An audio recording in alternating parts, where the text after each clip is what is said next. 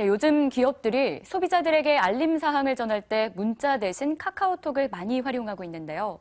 금융권에서는 보험업계가 가장 활발히 카카오 알림 서비스를 확대하고 있습니다.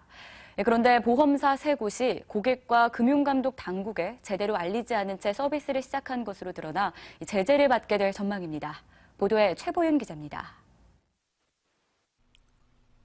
한 보험회사가 고객에게 보낸 카카오톡 메시지입니다.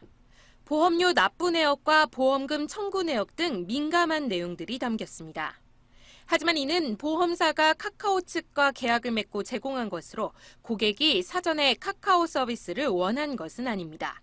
비용이 급급했는지 충분한 법률 검토 없이 고객에게 사전 동의 없고 그다음에 데이터 요금이 발생하는데도 불구하고 고지 없이 시행한 것은 불법이라고 생각합니다.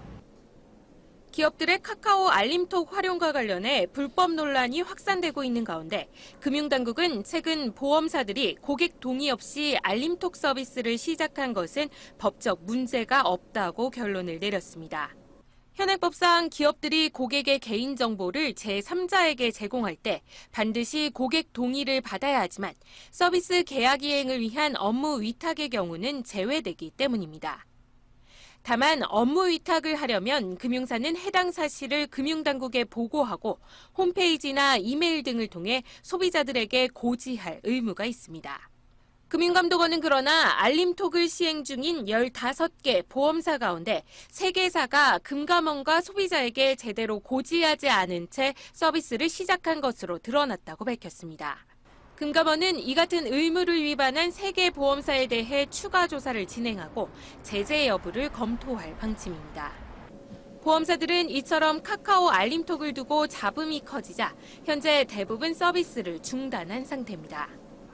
더 적극적으로 알림톡 도입을 준비해오던 카드사들 역시 서비스 도입을 전면 보류한 채 당국의 눈치만 보고 있는 상황. 현재 카카오톡 알림톡을 시행하고 있는 기업은 모두 436개사, 지역 상점까지 포함하면 3천여 개사에 이릅니다.